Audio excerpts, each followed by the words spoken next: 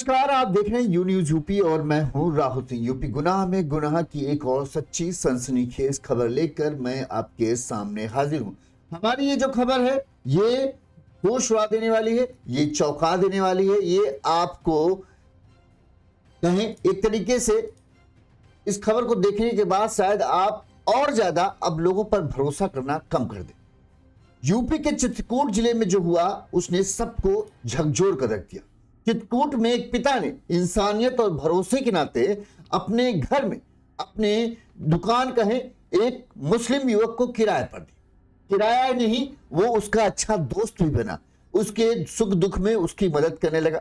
यहां तक कि जब मुस्लिम युवक के जो उसका किराएदार था उसके घर पर शादी हुई तो एक मकान मालिक होने के बावजूद भी जब किराएदार ने उससे 25,000 रुपए उधार मांगे तो उसने दिए, क्योंकि वो उस पर भरोसा करता था। लेकिन मकान मालिक को इस भरोसे की कीमत जानते हैं क्या देकर चुकानी पड़ी? अपने 13 साल के मासूम बेटे को जान देकर जो है इस भरोसे की कीमत चुकानी पड़ी। जिस किराएदार को मकान मालिक ने अपने भाई की तरह समझा था, उस किराएदार ने ऐसी साजिश रची, ऐसा जख्म दिया मकान मालिक को कि अब वो जख्म जिंदगी भर नहीं भरे। महज 5,000 रुपए के लिए जो है किराएदार ने मकान मालिक के 13 साल के बेटे का अपने साथी के साथ मिलकर अपहरण किया, फिर बेदर्दी से उसकी हत्या की साजिश हत्या किया। और यहां तक कि इस पूरे हत्या को मकान मालिक को सबक सिखाने के लिए उससे 40 लाख रुपए की फिरौती मांगी। लेकिन इससे पहले मकान मालिक पैसा देता, इन दोनों का राज खुल गया और पुलिस ने इन दोनों को गिरफ्तार कर लिया। हमारी आज की खबर ये किसी मजहब के खिलाफ नहीं है।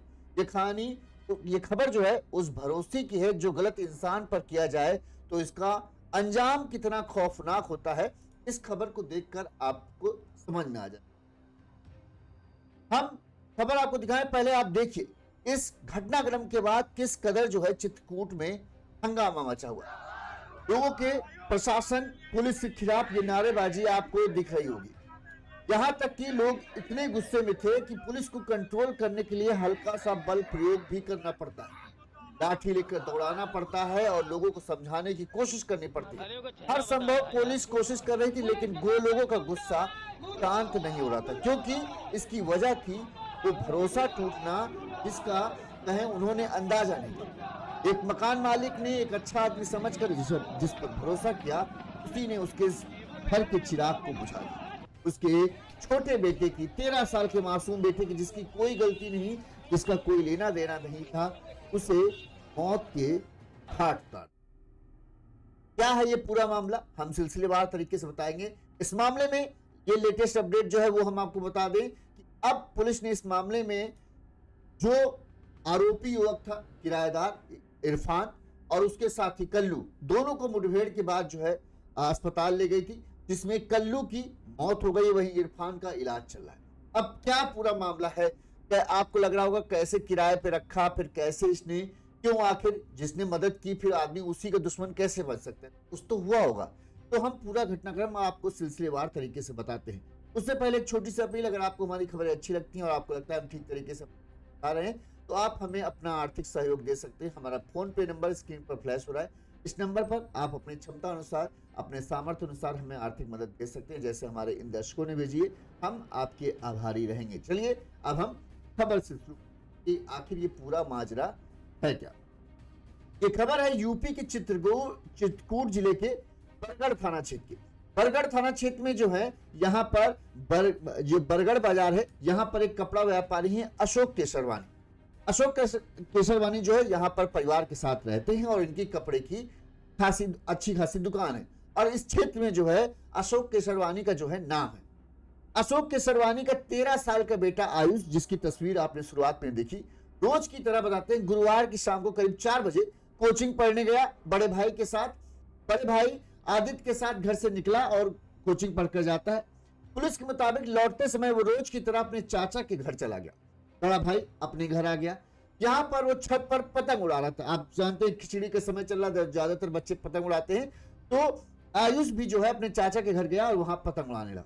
इसी दौरान पड़ोस में रहने वाला बक्सा कारोबारी इरफान जो है और पूर्व किराएदार जो अशोक केसरवानी के यहाँ भी पहले रहता था, लेकिन दिसंबर महीने में अशोक केसरवानी ने जो है उससे अपना कमरा खाली करा लिया था। अब ये उनके जस्ट बगल में किसी और के यहाँ रहने लगा था। इस इरफान के हेल्पर कल्लू ने जो है आयुष को देखा और उससे कहा आओ, उसे बुलाता है और उसे कहता है तुमको बाइक सिखाते हैं। आयुष चूंकि इनको पहले कई सालों से जो इनके यहाँ घर पे रह चुके थे और पड़ोस में ही रहते थे, इनसे अच्छा बोलचाल था, तो वो उसकी बातों में आ जाता है और उसके साथ चल पड़ता है। इस दौरान जो मोहल्ले के चौराहे पर जो सीसीटीवी कैमरा लगे थे उसमें जो है कल्लू इसको बाइक चलाता हुआ दिखता है। लेकिन इसके बाद जो होता है वो होश उड़ाने वाला था। रात करीब 8:30 बजे करीब व्यापारी अशोक केसरवानी जब अपनी दुकान पर थे तभी उन्हें एक अज्ञात नंबर से फोन आता है। अशोक केसरवानी जी जो है, अशोक जी हैं, वो फोन उठाते हैं। फोन दूसरी तरफ से फोन करने वाला उनसे पूछता है कि तेरा बेटा कहां है। व्यापारी ने इस बार उनको लगा कोई मजाक कर रहा है या कोई शरारत कर रहा है, तो उन्होंने कहा, पलट कर जवाब दे दिया कि तू मेरा बेटा पूछ रहा है कि अपना बेटा पूछ रहा है। इसके बाद वो फोन कट कर देते। कुछ ही मिनटों के भीतर उसी नंबर से दोबारा कॉल आई। इस बार जो है जो दूसरी तरफ से फोन किया था उसका आवाज जो थी थोड़ा सख्त थी। उन्होंने साफ, जब इन्होंने पूछा क्या बात है, क्या क्यों फोन कर रहे हो, तो दूसरी तरफ से कहा गया कि जो तुम्हारा छोटा बेटा है आयुष, वो उनके कब्जे में है। यदि उसे जीवित और सुरक्षित देखना चाहते हो तो 40 लाख रुपए लेकर बरगढ़ घाटी पहुंचो। ये सुनते ही व्यापारी के होश उड़ जाते हैं। घबराए व्यापारी ने तुरंत ही अपनी दुकान बंद की और अपने घर पहुंचकर बेटे के बारे में जानकारी की। लेकिन सबको लगा कि वो चाचा के घर पर होगा। वहां पता किया जाता है तो वहां पर भी नहीं था। अब सबके पैरों तले जमीन खिसक जाती है। इधर ये जो कॉल आती है उसने अशोक को और घबरा दिया कि अब क्या होगा, अब क्या होगा। इसके बाद परिजन जो है कोचिंग सेंटर पहुंचते हैं। वहां से बताया गया कि कोचिंग से तो समय से ही आयुष निकल गया था। अनहोनी की आशंका होने पर अशोक ने जो है इस बात की सूचना मीडिया और पुलिस वालों को दी। बरगढ़ थाने में फोन करके इस बात की बताया कि ऐसा ऐसा हमारे बेटे के साथ हुआ और हमें एक फोन आया है जिसमें जो है ये 40 लाख रुपए मांगे जा रहे हैं। अशोक जी हेलो, कैसे हैं आप? AI शॉर्ट भाई हेलो। इसके बाद घटना की सूचना मिलते ही पुलिस सक्रिय हो गई और बरगढ़ थाना के कोतवाल से संपर्क साधने के बाद पुलिस और SOG टीम जो अधिकारी हैं, पुलिस अधिकारी, उनका कहना है करीब 1 घंटे के अंदर ही तमाम पुलिस फोर्स की टीमें जो हैं आयुष की तलाश में जुट गई। सबसे पहले हमने सर्विलांस की मदद ली। ये जो कॉल आई है वो कहां से आई, इसको ट्रेस करने की कोशिश किया गया। साथ ही ये भी हम लोगों ने कोशिश की कि जो CCTV कैमरा चौराहे पर लगे हैं जहां पर आयुष दिखता है, कितने बजे तक दिखता है, किसके साथ दिखता है और इसके बाद कहां गायब होता है, इस सब तरह के जांच पड़ताल शुरू की गई। वहीं अशोक केसरवानी जो परेशान थे कि उनका बेटा गायब है, जिस घाटी पर बरगढ़ की घाटी जो थी वहां पर मिलने के लिए बुलाया गया था, अशोक केसरवानी जो है उस घाटी पर 2 बार पहुंचते। 10 बजे, रात के 10 बजे तलाशने निकलते लेकिन वहां कोई नहीं मिलता। इसके बाद दोबारा मन नहीं माना तो रात 11:30 बजे के आसपास फिर से अपनी बेटी की तलाश में वहां जाते हैं लेकिन उन्हें कुछ नहीं याद लगता। इस दौरान घर में जो आयुष की मां थी, जो और परिजन थे, उनके घर में सब चीख पुकार मची। सबको चिंता थी कि आखिर उनका मासूम बेटा कहां गया। पुलिस ने फिरौती के लिए आए मोबाइल नंबर का सर्विलांस पर लगाया। साथ ही CCTV फुटेज को खंगाला। एक CCTV फुटेज जो चौराहे पर लगा था, उस CCTV फुटेज में जो है आयुष जो है कल्लू के साथ दिखता है कि बाइक चला रहा है। इस पर जो है पुलिस ने जो है उस CCTV फुटेज के बारे में, जो आदमी दिख रहा था उसके, अशोक के बारे में अशोक से पूछताछ की। ये जो दिख रहा है ये कौन है और कहां रहता है। अशोक ने जैसे ही वो वीडियो देखा उन्होंने कहा ये तो हमारे पड़ोस में ही रहता है, ये हमारे यहाँ एक किराएदार रहता था इरफान, उसका साथी है ये। पुलिस इसके बाद जो है बताते हैं 2-2.5 घंटे बाद ही इरफान और इनके मतलब सब जगह से कंफर्म करने के बाद जो है इरफान के घर पर, जो बगल में घर था, वहां पहुंच जाती है। और यहां पर पुलिस पहले इन दोनों को, इरफान और कल्लू को हिरासत में लेती है। इनसे पूछताछ करना शुरू करती है तो ये कुछ बताते नहीं कि हमको नहीं पता। और कल्लू से पूछा जाता तुमको CCTV कैमरे में देखा गया था, तुम उसको घुमा रहे थे, उसके बाद क्या हुआ, तो ये बोलता है कि हमने तो उसको बाइक में घुमाने के बाद उसके बाद छोड़ दिया, उसके बाद हम घर लौट आए, हमको नहीं पता। पुलिस को उनकी बातों पर जो कहते यकीन नहीं। इसके बाद पुलिस ने जो है घर की छानबीन शुरू। यहाँ पर छानबीन करते हुए पूरा कोना कोना पुलिस ने खोज डाला, लेकिन उसका आयुष का कुछ पता नहीं चला। इसके बाद जब पुलिस शौचालय की तरफ जाती है तो शौचालय की तरफ देखती है तो शौचालय के अंदर एक कहते नहीं पानी वानी जमा करने के लिए हौदी सी बनाई जाती है, वहां पर एक उसी तरह का गड्ढा। पुलिस को लगा कि उसका जो है प्लास्टर जो नीचे का फर्श है वो ताजा बनी हुई है। जब पुलिस उस फर्श को खोदती है तो वहां से आयुष की लाश पुलिस को बरामद होती है। जैसे ही आयुष की लाश मिलती है, आयुष के घर वालों का, चूंकि बगल में ही जस्ट घर था सटा हुआ, घर वालों का रो रो कर बुरा हाल हो जाता। किसी को यह समझ नहीं आता कि आखिर पड़ोस में रहने वाले इरफान और कल्लू ने जो है आयुष को क्यों मार डाला। हर किसी के दिमाग में यही सवाल था। पुलिस को यह समझते देर नहीं लगी कि इरफान और कल्लू ने ही मिलकर इस पूरी साजिश को रचा और 13 साल के आयुष की हत्या की। शव पुलिस पोस्टमार्टम के लिए जाती है। शव के गले में जो है एक रस्सी का फंदा लगा हुआ था। ऐसा प्रतीत हो रहा था कि उसी रस्सी के फंदे से जो है उसके गला कस कर जो है उसे मौत के घाट उतारा गया। वहीं ये भी पता चला कि जब इसे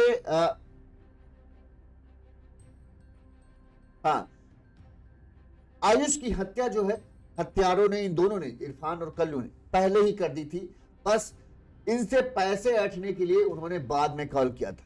उन्हें पैसा देने के बाद भी अशोक केशरवानी को कुछ हाथ लगने वाला नहीं था, क्योंकि उन्होंने जो है अपने बदले की चाहत में आयुष को पहले ही मौत के घाट उतार दिया था।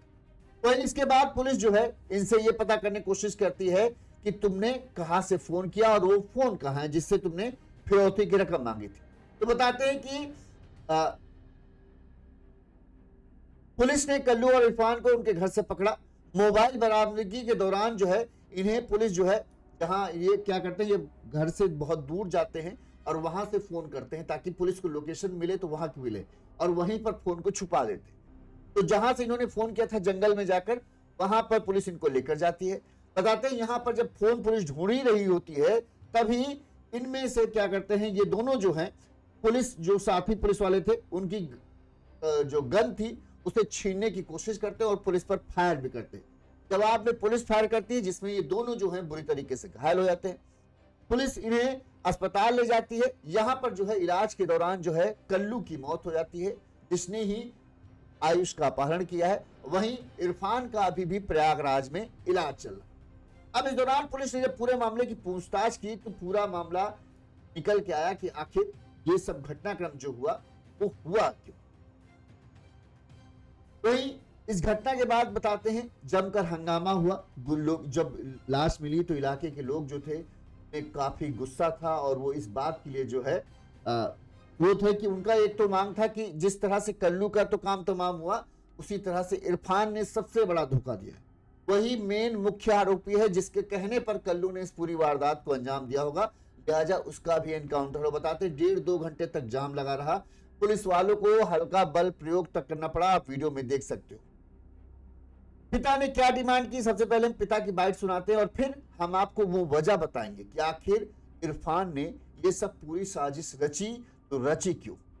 क्या ऐसी बात थी जिसने उसे किराएदार से कातिल बना दिया। सबसे पहले जो आयुष के पिता ने क्या कहा था, उनकी क्या डिमांड थी, वो हम आपको सुनाते हैं।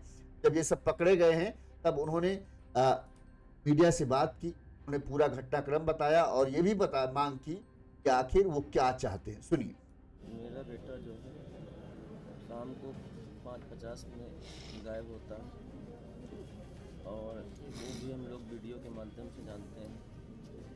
और 8:29 पे मेरे पास एक फ़ोन आता है।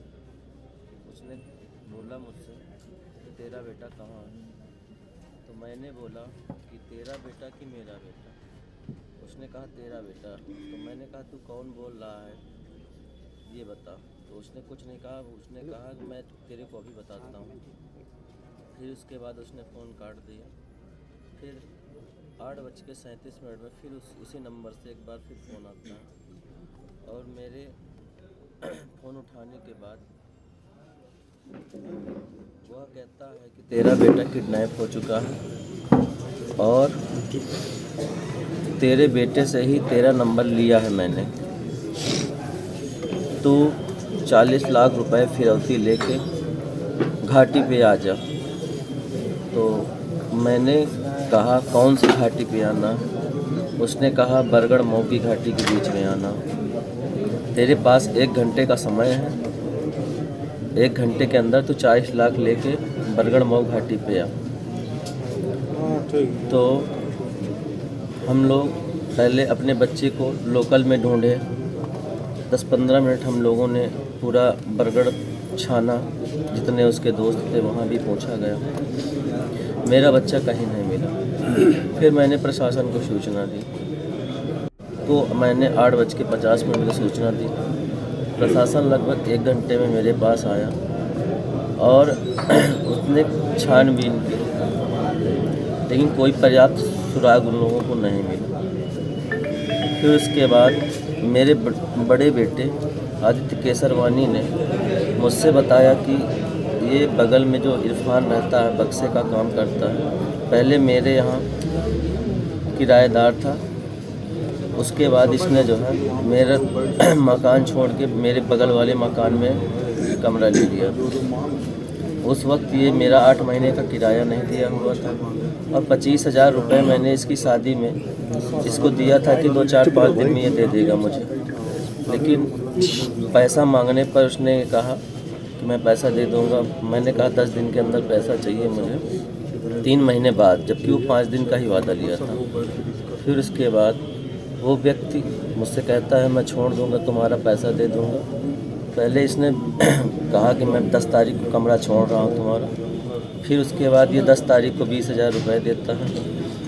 ये सर जब हम लोग 10 बजे अपने घर के पास पहुँचे तो पता लगा कि जो है मैंने अपने बगल में एक पड़ोसी रहता है जो सिम का काम करता है, उससे मैंने उसको नंबर दिया। उसने कातिल मेरे बगल में ही था और वो सब सुन रहा था। फिर उसके बाद हम लोग वीडियो फुटेज देखने गए सामने, तब भी वो मेरे बगल में ही था।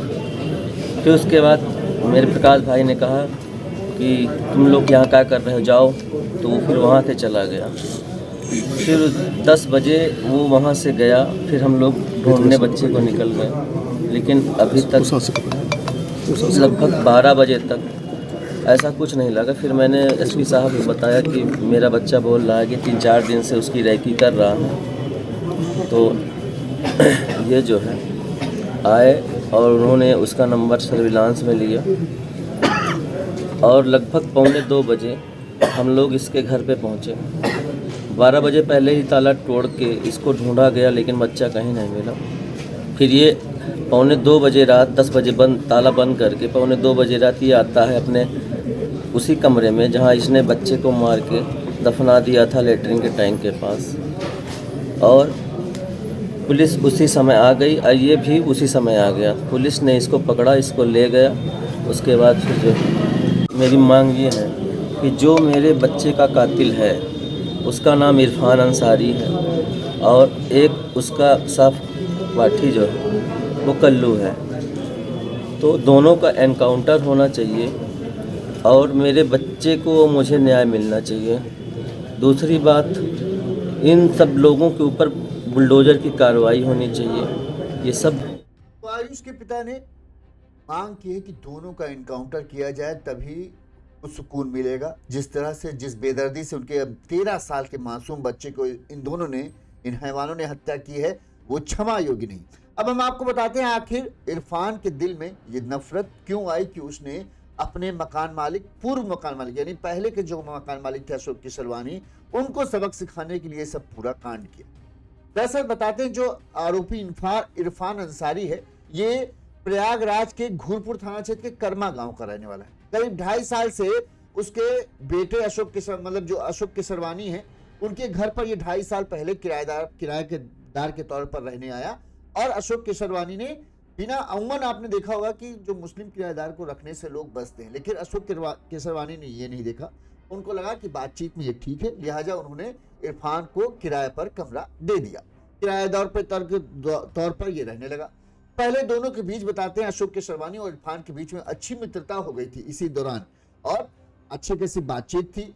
अशोक जो है इरफान पर भरोसा भी करने लगे थे।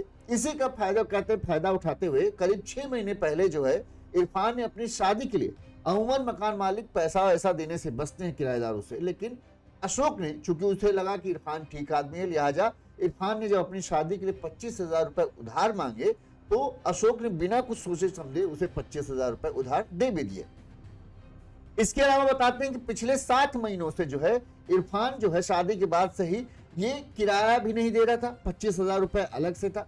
लिहाजा जब लगातार चीजें बढ़ती जा रही थी तो अशोक के घर वाले भी कहने लगे भाई तुमने किसको किराया दे दिया, ना वो किराया दे रहा है ना तुम्हारा 25,000 रुपए लौटा रहा है। जबकि 25,000 रुपए जो इरफान ने लिए थे वो ये कहकर लिए थे कि बस 5-6 दिन में लौटा देंगे, और लौटाते लौटाते हो गए 7 महीने गुजर गए, लेकिन इरफान ने पूरे पैसे नहीं लौटे। इस दौरान जब अशोक ने इरफान पर दबाव दिया कि भाई पैसे वापस करो, किराया दो, तो दोनों की दोस्ती जो है में दरार आ गई और दोनों एक मतलब कहें कहासुनी भी हुई और इसमें झगड़ा बढ़ गया। बहरहाल इरफान ने बताते हैं कि पिछले 3 महीनों से उसने 3 किस्तों में जो है 41,000 रुपए दे चुका था, लेकिन जो है 5,000 रुपए अभी भी बाकी था देना, और इस 5,000 का भुगतान वो नहीं कर रहा था। इसके बाद जो है अशोक ने जो है इसी 10 दिसंबर को इरफान को कहा कि भाई ऐसा देखो अब हमारा तुम्हारा नहीं चल पाएगा, तुम हमारा कमरा जो मकान है वो खाली कर दो, तुमको जहां रहना हो रह लो, लेकिन तुम्हारे जैसा किराएदार हमको नहीं चाहिए। जब अशोक ने ये कहा कि तुमको हम नहीं रख सकते, तो इरफान को ये बात नागवार गुजरी कि महज 5,000 रुपए के लिए जो है ये हमें अपने घर से निकाल रहा है। इरफान को ये बेइज्जती सा महसूस, जबकि होना चाहिए था गलत अलग, गलती इरफान की ही थी। एक तो तुम समय से पैसा नहीं दे रहे थे, ऊपर से उसने कुछ तुम्हें भला बुरा कह दिया तो तुमको बुरा लग गया। इरफान को यह बात इतनी चभी कि उसने जो है अब अशोक को सबक सिखाने के लिए रंजिश मान ली, और उसने तय कर लिया कि इसको सबक तो सिखाऊंगा, ऐसा सबक सिखाऊंगा कि ये भूलेगा नहीं।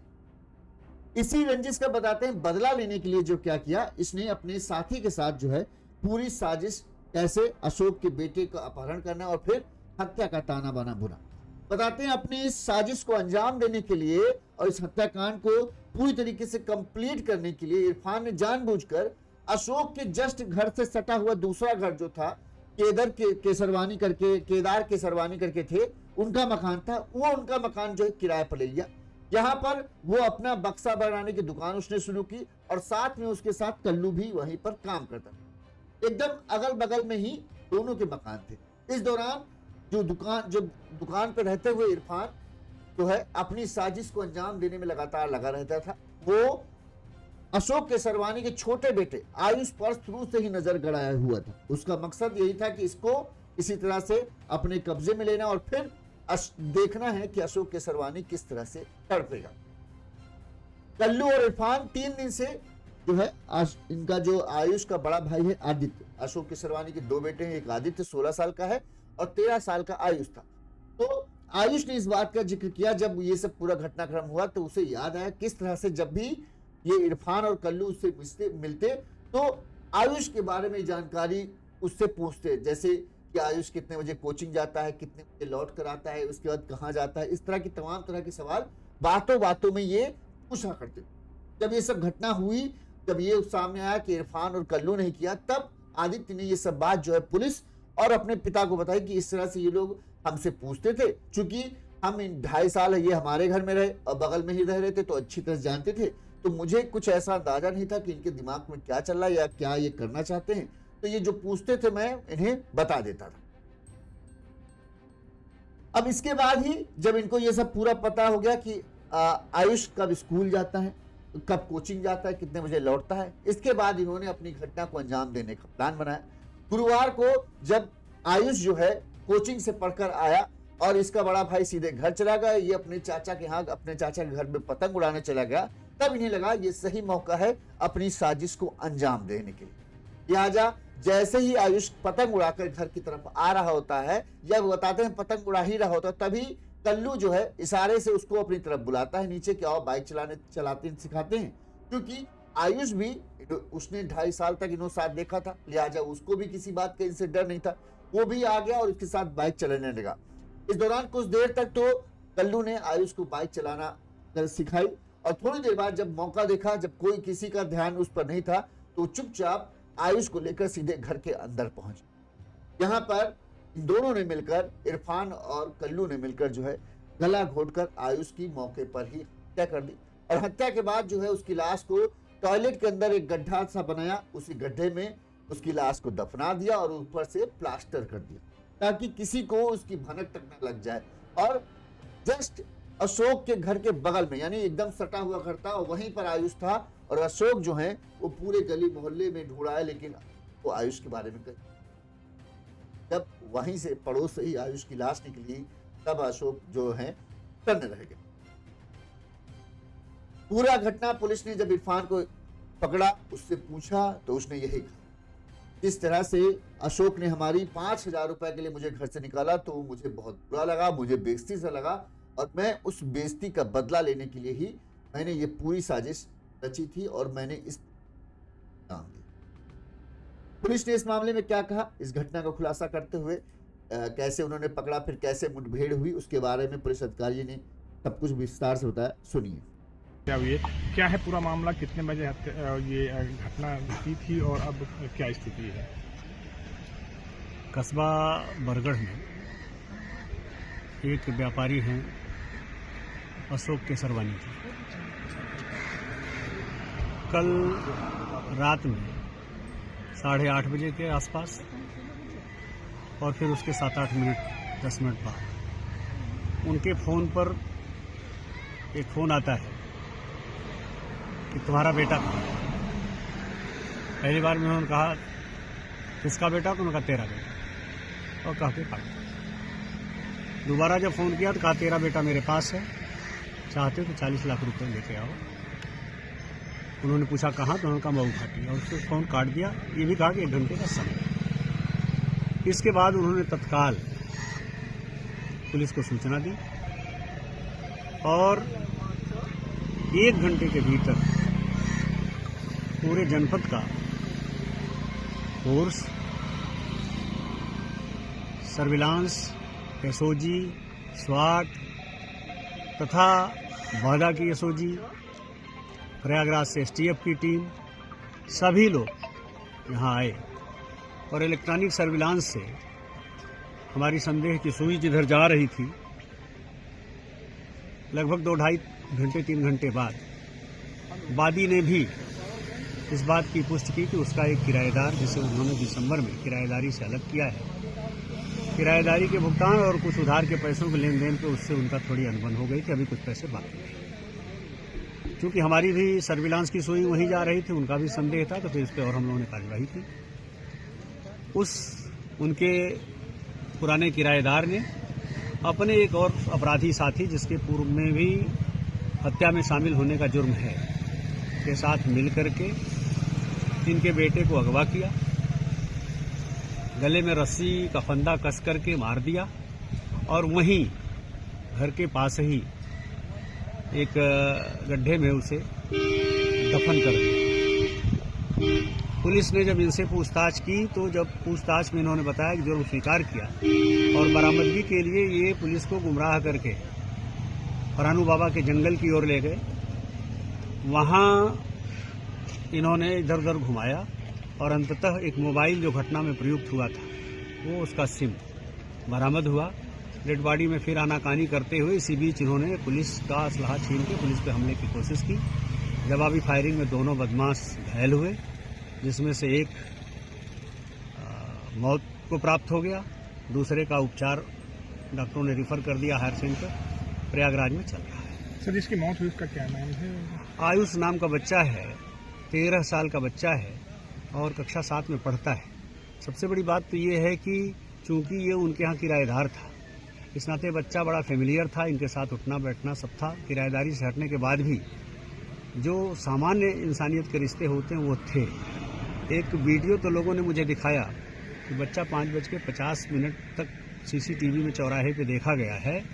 उससे पहले जो इनकाउंटर में ढेर हुआ है, ये बदमाश उसे बाइक सिखा रहा है और इस तरह से वहीं से अपने घर में वहाँ अंदर ले जा करके और हत्या करके डेड बॉडी को ठिकाने लगाने का प्रयास वहीं उसके टॉयलेट। खबर को देखकर यही लगता है कि जो कहा जाता है ना, नेकी कर दरिया में डाल, वही लगता है।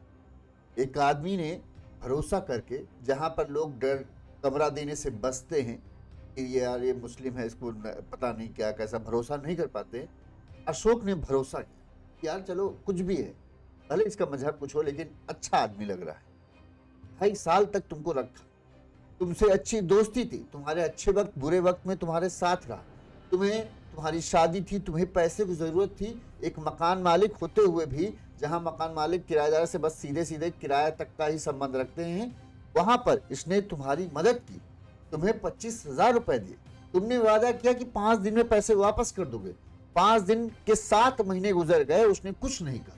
और उसके बाद जब वो अपना पैसा मांगता है, तुम जो पैसा तुमने उधार लिया शादी में वो तो देने का छोड़ दो, 7 महीने से तुमने किराया भी नहीं दिया, लेकिन उसने कुछ, और जब अपना वो पैसा मांग देता है तो वो दुश्मन। मतलब उसकी सिधाई का इतना फायदा उठाने की कोशिश इरफान ने की जितना कोई नहीं करे। जब भाई उसके ऊपर भी घर वालों को दबाव पड़ रहा होगा कि यार तुम क्या है, तुमने किसको रख लिया, ना किराया दे रहा है ना पैसा दे रहा है, ऐसे आदमी से क्या फायदा भाई, क्या कहा जाए। जब घर वालों का दबाव पड़ा तो ना चाहते हुए भी अशोक को जो है इससे मांगना पड़ा। भाई कि ऐसा है, देखो ये तुम्हारी दोस्ती व्यवहार अलग तरफ है और काम अलग तरफ है। तुम्हारा किराया जो तय हुआ 7 महीने हो गए, तुमने नहीं दिया, हमने कुछ नहीं कहा, लेकिन अब नहीं हो पाएगा, किराया दो, साथ में जो तुमने 25,000 रुपए लो दिया है वो लिया है वो भी दो। ऊपर भी ये भी देखो, इंसानियत देखो अभी भी अशोक की, उसने ऐसा नहीं कहा कि भाई एक साथ हमको सब दे दो, कहा तुम थोड़ा थोड़ा करके तो चुकाओ। दो तो 3 किस्तों में इरफान ने पैसा दिया भी, 5,000 बाकी था।